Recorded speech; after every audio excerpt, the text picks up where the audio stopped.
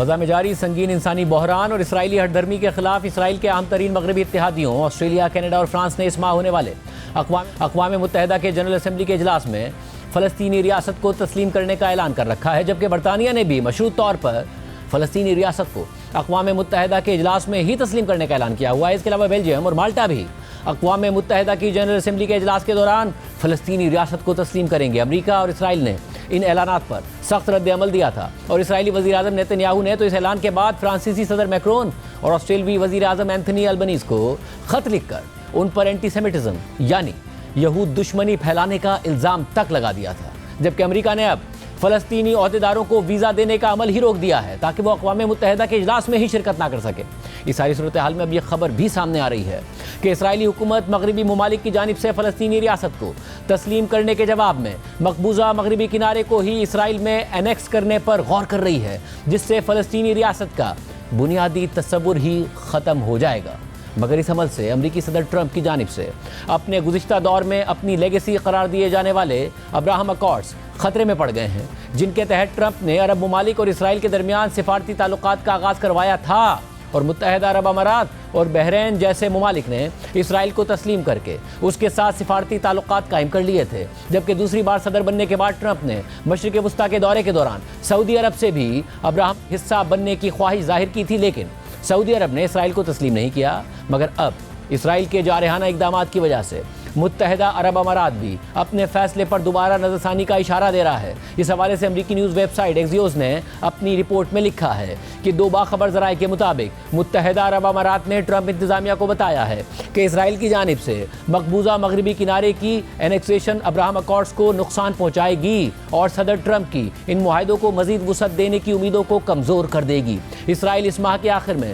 مغربی کنارے کے بڑے حصوں کو انیکس کرنے پر غور کر رہا ہے، جو کئی مغربی ممالک کی جانب سے فلسطینی ریاست کو تسلیم کرنے کے جواب میں کیا جائے گا۔ صدر ٹرمپ غالباً واحد غیر ملکی شخصیت ہیں جو اسرائیل کو روک سکتے ہیں۔ متحدہ عرب امارات کا پیغام یہ ہے کہ اگر ٹرمپ نے ایسا نہ کیا تو ان کی خارجہ پالیسی کی ایک اہم کامیابی بکھر سکتی ہے۔ رپورٹ کے مطابق متحدہ عرب امارات کا یہ موقف اہم ہے کیونکہ متحدہ عرب امارات پہلا عرب ملک تھا جس نے 7 اکتوبر 2023 کے حملوں کی مذمت کی اور غزہ میں جنگ کے دوران بھی اسرائیل کے ساتھ تعلقات برقرار رکھے، حتیٰ کہ اس نے جنگ کے اختتام کے بعد کے منصوبے پر بھی اسرائیلی حکومت کے ساتھ کام کیا۔ لیکن متحدہ عرب امارات کے رہنماؤں نے پرائیویٹلی اور پبلکلی واضح کر دیا ہے کہ وہ مغربی کنارے کے کچھ حصوں کی انیکسیشن کو ایک ریڈ لائن سمجھتے ہیں۔ ایک سینئر اماراتی عہدیدار نے ایکزیوس کو بتایا کہ اگر ان منصوبوں پر عمل ہوتا ہے تو متحدہ عرب امارات اور اسرائیل کے تعلقات کو سنگین نقصان پہنچے گا اور اس سے خطے میں ریجنل انٹیگریشن کو ناقابل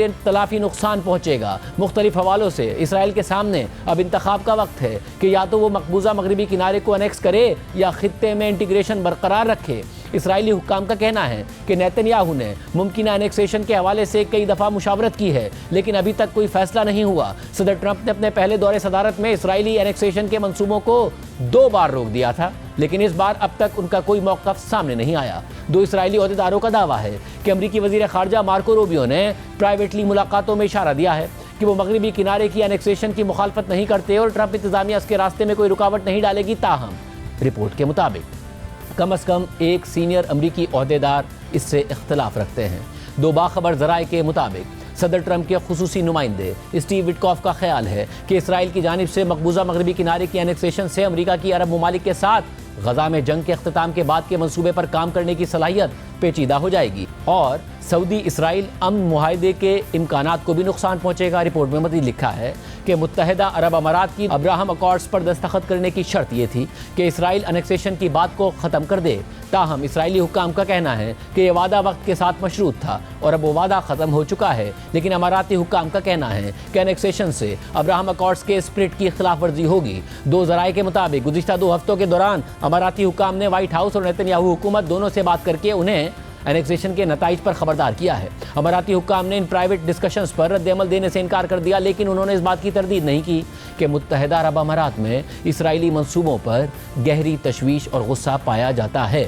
ایکزیوس کی رپورٹ کے مطابق ایک سینئر اماراتی عہدیدار نے متحدہ عرب امارات اور اسرائیل کے امن معاہدے کو منسوخ کرنے کی کھلی دھمکی تو نہیں دی، لیکن اس امکان کو بھی رد نہیں کیا۔ سینئر اماراتی عہدیدار نے اس حوالے سے کہا کہ انیکسیشن دو ریاستی حل کے لیے موت کی گھنٹی ثابت ہوگی۔ اماراتی عہدیدار نے مزید بتایا کہ انہوں نے یہ دعویٰ مسترد کر دیا کہ اسرائیل محض فلسطین کو تسلیم کیے جانے کی نئی لہر کے جواب میں کارروائی کرے گا۔ یہ بات قابل یقین نہیں ہے۔ رپورٹ میں مزید لکھا ہے کہ متحدہ عرب امارات نیتن یاہو کو روکنے کے لیے ٹرمپ پر دباؤ ڈالنے کی اپنی مہم کو عوامی سطح پر لے آیا ہے۔ ٹائمز آف اسرائیل کو دیے گئے ایک انٹرویو میں متحدہ عرب امارات کے وزیر خارجہ کی سینئر مشیر لانا نصیبہ نے کہا کہ متحدہ عرب امارات سمجھتا ہے کہ ٹرمپ انتظامیہ کے پاس اسرائیلی پالیسی پر اثر انداز ہونے اور انیکسیشن کو روکنے کے لیے کئی ذرائع موجود ہیں۔ انہوں نے مزید کہا کہ ہمیں یقین ہے کہ صدر ٹرمپ اپنی لیگیسی کے اہم حصے ابراہم اکارڈز کو انتہا پسندوں اور ریڈیکلز کے ہاتھوں سبوتاج نہیں ہونے دیں گے۔ اسرائیلی حکام کا کہنا ہے کہ مارکو روبیو جلد خطے کا دورہ کرنے والے ہیں اور وہ ایک اسرائیلی سیٹلر گروپ کے زیر اہتمام ایک تقریب میں بھی شریک ہوں گے جو مشرقی یروشلم کے فلسطینی گاؤں کے قریب واقع ایک سیاسی طور پر حساس آثار قدیمہ کی جگہ پر ہوگی جو مسجد اقصیٰ کے کافی قریب ہے۔ مارکو روبیو پہلے ہی فلسطینی حکام کو اس ماہ کے آخر میں اقوام متحدہ کی جنرل اسمبلی کے اجلاس میں شرکت سے روکنے کے اقدام کی قیادت کر چکے ہیں اور یہ ان اقدامات کی ایک کڑی ہے جو ٹرمپ انتظامیہ نے فلسطینی اتھارٹی کے خلاف اٹھائے ہیں۔ اسرائیلی حکام کا کہنا ہے کہ نیتن یاہو جمعرات کو انیکسیشن کے منصوبے پر ایک اجلاس کرنے والے ہیں جہاں ایک طرف اسرائیل مقبوضہ مغربی کنارے پر مکمل قبضے کی منصوبہ بندی کر رہا ہے تو وہیں دوسری جانب غزہ میں اسرائیلی فورسز کے حملوں کی شدت میں اضافہ ہو گیا ہے۔ الجزیرہ کے مطابق غزہ سٹی میں اسرائیلی فورسز پورے کے پورے خاندانوں کا خاتمہ کر رہی ہیں اور اسرائیلی فوج نے غزہ سٹی کے رہائشی علاقوں اور عارضی کیمپس پر بمباری تیز کر دی ہے۔ آج صبح سے اب تک کم از کم 45 فلسطینی ان حملوں میں شہید ہو چکے ہیں جبکہ غزہ میں مجموعی طور پر شہید ہونے والے فلسطینیوں کی تعداد 64,000 سے تجاوز کر گئی۔